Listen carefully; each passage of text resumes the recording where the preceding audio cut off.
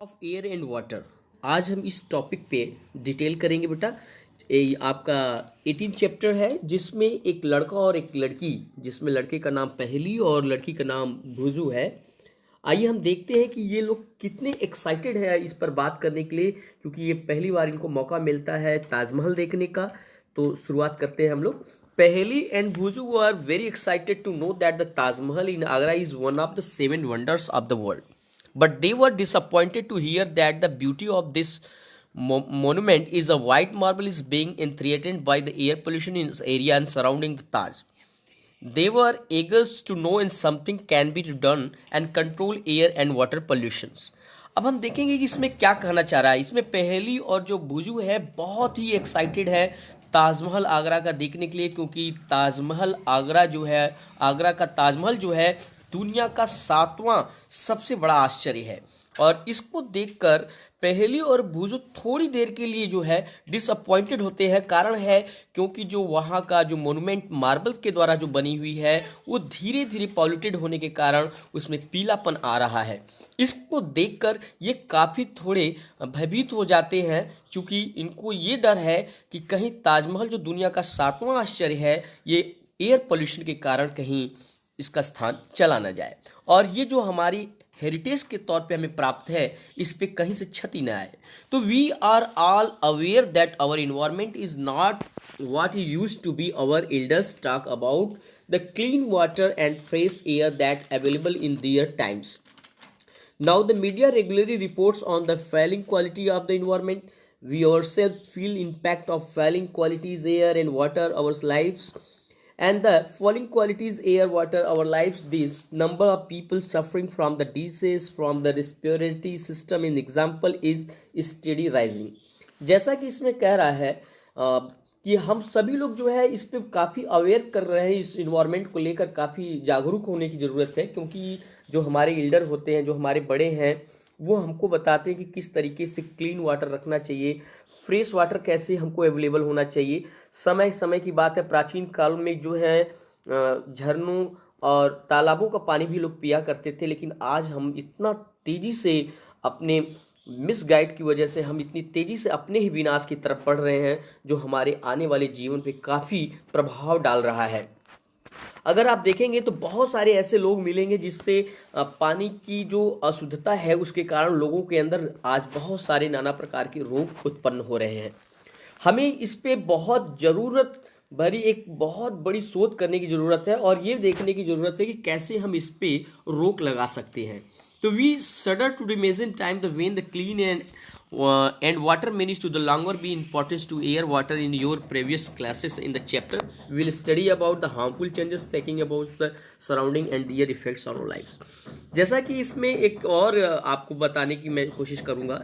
इसमें कहा जा रहा है कि थोड़ा कल्पना करके देखिए कि जब पानी और लंबे समय तक अवेलेबल नहीं रहेगा, पीने योग्य नहीं रहेगा, तो हम क्या देखेंगे। पानी के महत्व को तब हमको समझ में आएगा, क्योंकि आप देख रहे हैं कि पानी का जो लेवल है वो भी धीरे धीरे धीरे अब नीचे की तरफ जा रहा है, और एक समय ऐसा आएगा जो हमारे पास शुद्ध पीने का पानी भी उपलब्ध नहीं होगा, जिससे क्या होगा कि हमारे यहाँ इस पानी की किल्लत होगी। और आप देख रहे हैं कि एयर पोल्यूशन भी किस तरीके से बहुत तेज़ी से केस कर रहा है, और ये भी हमारे लिए कितना डेंजरस है। अभी आप हाल में देख सकते हो कि कोविड के जो आया आपका कोविड भी इसी का एक अंग है। अगर आप देख सकते हैं तो कोविड-19 जो आपका ये आया है और इतनी तेज़ी से जो लोगों के बीच में फैल रहा है, ये भी एयर पोल्यूशन के थ्रू ही पहुंच रहा है, और कारण है कि अस्थमा के पेशेंट वगैरह जैसे लोग भी बहुत तेज़ी से उभर रहे हैं। अगर इस पे हम कंट्रोल नहीं करते हैं तो इन फ्यूचर बहुत बड़ा हमें अपना ही विनाश का कारण बनना पड़ेगा। हमें ये कहना गलत नहीं होगा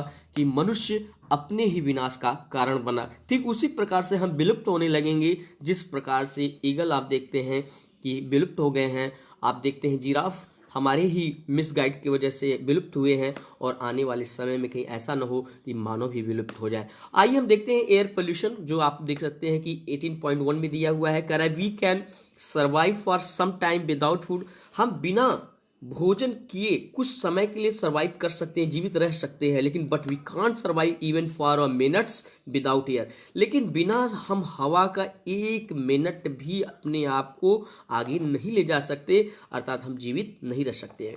this simple fact tell us how important clean air is to us. यानी ये फैक्ट जो है ये हमें बताने की पूरी प्रेरणा दे रही है कि हम किस तरीके से, कितना महत्वपूर्ण है हमारे जीवन में एयर को शुद्ध रखने के लिए। जैसा कि मैं आपको बता दूं कि you already know as that the consist of the mixture of gases by the volume about 78% of mixture is nitrogen. आपको पता होना चाहिए, जैसा कि आप जानते भी हैं कि हमारा जो मिक्सचर गैसेस का है वो उसकी जो वॉल्यूम है 78% मिक्सचर है नाइट्रोजन से, और 21% ही केवल ऑक्सीजन है। बाकी कार्बन डाइऑक्साइड, आर्गन है, मीथेन है, ओजोन है, ये बहुत सारे वाटर वेपर के थ्रू प्रेजेंट हमारी स्मॉल क्वांटिटीज पे उपस्थित हैं। जैसा आप एक्टिविटीज आप देख सकते हैं 18.1 है। हालांकि अगर आपको इस पे भी कुछ जानना होगा तो प्लीज हमारे कमेंट बॉक्स में आइएगा, हम आपको इसके कमेंट के थ्रू देखकर आपको इसको डिटेल करेंगे। कह रहा है कि one of your observation in the above activities could be the difference in the amount of the smoke in the atmosphere. Do you know where the smoke could have come from? Addition such of the substances is the atmosphere modifies it is the air commented by the unwanted substance which have the harmful effects both living and the non-living thing is regarded to air pollution। जैसा मैं आपको बता दूं, ये जो मैंने activity के through आप देखेंगे 18.1 में जो दिया गया है उसमें जब मैंने ऑब्जर्वेशन किया, मैंने देखा तो मैंने ये पाया कि जो डिफरेंस है अमाउंट स्मोक की ये एटमॉस्फेयर का, ये बिल्कुल जानने के लिए कि ये कितने प्रकार से हमारे जीवन में प्रभाव डालता है। अगर मैं सच में कहूँ तो जो एटमॉस्फेयर जो हम मॉडिफाइज कर रहे हैं उसमें आप देखेंगे कि ये जो कंटेंट है कितने अनवांटेड सब्सटेंसेस ऐसे होते हैं जो हमारे लिए बहुत ही हार्मफुल होता है, बहुत ही हानिकारक होता है, जो हमारे जीवन पे यानी न केवल लिविंग थिंग्स पे बल्कि नॉन लिविंग थिंग्स पे भी इसके बहुत ही बैड इफेक्ट पड़ते हैं। आइए हम देखते हैं कि एयर पोल्यूशन को कैसे कंट्रोल करते हैं या एयर पोल्यूशन को किस तरीके से हम मॉडिफाइड कर सकते हैं। देखिए यहाँ पे है 18.2 में आप देख सकते हैं कि how does air get polluted, कैसे हवा पॉल्यूटेड हो जाता है, कैसे एयर जो है हम पॉल्यूटेड करते हैं। तो देखिए the substances which the contaminants the air is air polluted. Sometimes such a substances may come from the natural sources like smoke and dust rising from the forest, fires, violence, pollutions are also added to the atmosphere by the certain human activities. The sources air polluted are the factories। यानी आप देख सकते हैं figure जो 18.2 दिया है यहाँ पे, आप एक बार हमारी फिगर के थ्रू आप देख सकते हैं 18.2 पे, power of plants and automobiles and actuators burning of the firewood of the dogs cakes.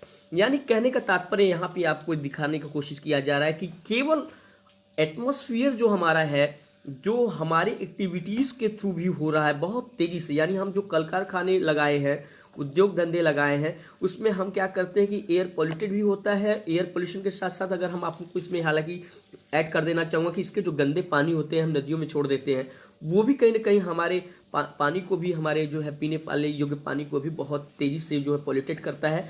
तो ये कहीं ना कहीं इस सब का कारण हम स्वयं हैं। आप ऑटोमोबाइल एक्सोजेस के बर्निंग पे भी आप देख सकते हो, फायरवुड भी देख सकते हो, आप क्रैकर्स के थ्रू भी आप देखते हो किस तरीके से बहुत तेजी से पॉल्यूटेड होता है। तो many responsibility problems are the case by the air pollution. हमारी जो बहुत सी रिस्पिरेटरी प्रॉब्लम है वो पोल्यूशन को केस करता है, अर्थात हमारे पोल्यूशन को बढ़ावा देता है। आइए हम जानते हैं, let us note try to the find that the substances for the polluteds which are present in the populated air. आइए हम देखते हैं कि कौन से ऐसे कण हैं जो हमारे वातावरण में उपस्थित है और हमें हवा के थ्रू जो है हमें पॉल्यूटेड करते हैं। न केवल हमें पॉल्यूटेड करते हैं बल्कि living things and non living things यानी निर्जीव और सजीव दोनों को किस तरीके से हार्मफुल होते हैं। तो हैव यू नोटिस, क्या आपने नोटिस किया है कि how rapidly the number of vehicles increasing in our cities. आप देखेंगे कि आज शहर में आप जाइए और इतनी अधिक मात्रा में आप व्हीकल देखेंगे, गाड़ियां देखेंगे कि आप पैर रखने तक कम आपको समय फुर्सत नहीं है उसमें। यानी आप देखेंगे कि पूरी जो जीवन है वो अस्त व्यस्त है और उसके साथ जो निकलती हुई धुआं है, गंदी धुएं होते हैं, डस्ट होते हैं, वो सारे हमारे एटमॉस्फेयर में जाके घुल जाते हैं और हम उनको सांसों के थ्रू अपने अंदर ले लेते हैं, जो हमें बहुत भिन्न भिन्न प्रकार के रोगों से ग्रसित कर देता है। आज अस्थमा के पेशेंट आप देखेंगे कि हर तीसरे मेंबर के बाद घर में चौथे मेंबर को अस्थमा है, जो कि बहुत ही हानिकारक है। ये मैं आपके ज्ञान के लिए दे रहा हूँ। Vesicle produce the high levels of the polluted like carbon monoxide, carbon oxide, nitrogen oxide, smoke and 18.8 carbon dioxide is produced from the incomplete burning in the fuel such as petrol, diesel. It is a poisonous gas and reduce the oxygen carrying the capacity of the blood। यानी आप देखेंगे कि हम किस प्रकार से इन चीज़ों को वेहिकल के थ्रू यानी गाड़ी मोटर के थ्रू जो आप देख रहे हैं, जो हमारे आम दैनिक जीवन में देखा जाता है, वो कार्बन डाइऑक्साइड हुआ, मोनोकार्बन डाइऑक्साइड हुआ, नाइट्रोजन ऑक्साइड हुआ, स्मोक के थ्रू, ये सारे जो हानिकारक हार्मफुल गैसेज हैं वो फ्यूल जलने यानी पेट्रोल वगैरह डीजल के जलने के बाद वो सारे हमारे एटमॉस्फेयर में जाकर ऑक्सीजन में जाके मिल जाते हैं और जाकर कहीं ना कहीं हमारे ब्लड में भी मिल जाते हैं, जो हमारी कैपेसिटी को, हमारे प्रजनन क्षमता को, बहुत सारी क्षमताओं को इफेक्ट डालते हैं। जैसा कि आप जानते हैं कि आप देख सकते हैं हमारे फिगर में भी आपको देखने को मिलेगा air pollution due to the automobiles. आप देख सकते हैं कि किस तरीके से ये हमारे और आपके जीवन को प्रभावित कर रहे हैं। आशा करता हूं कि ये वीडियो आपको बहुत अच्छा लगा होगा, और कोई प्रॉब्लम अगर आपको है या समझने में कोई दिक्कत हुआ है या हमारे समझाने में कोई प्रॉब्लम है तो प्लीज़ कमेंट बॉक्स में आइएगा और हमें सजेस्ट करिएगा। हम आपके लिए एक नई वीडियोज़ लेकर आएंगे। थैंक यू, धन्यवाद।